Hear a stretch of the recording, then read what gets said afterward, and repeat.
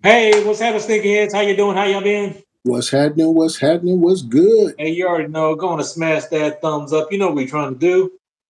Yes, sir. Yes, sir. This video, we got that what? Weekly That heat. weekly heat, baby. Weekly That heat. weekly heat. So on June 25th, we do have the Air Jordan 13 Dune Red. This does come at a price point of $200. So this color predominantly features an all-white shoe. It's wrapped with some dimple texture overlays that give it a crisp pop against that white. It does have terracotta brush microfiber accents, which is the pink, as you can see running through. As you can see, it has that white midsole at the bottom of the shoe. We do have the paw print that's inspired to honor Michael Jordan Black Cat alter ego. It does feature that green hologram that we're used to seeing, the cat eyes. The front is all white. Do think this is a nice clean shoe for the summer. This has white laces. Move around to the top of the tongue. We do see that Jordan Jumpman. Looks like it's a red. Makes the shoe pop. Raw, I think this is a clean shoe. They did do a good job of this. However, I will not be rocking these. I am dropping these. So how about you, my brother? What do you think about these?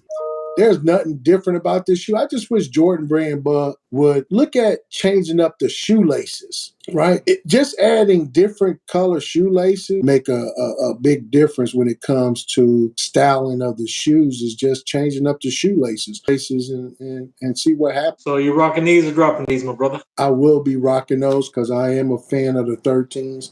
I'm a fan of the 13s. Drop us a comment down below if you're rocking those or dropping those, but I will be rocking those, my brother. Yes, sir. Hey, and if you guys continue to love content like this, hey, check out that video right there. Like we say for sure, when you're blessed. Hey, bless others.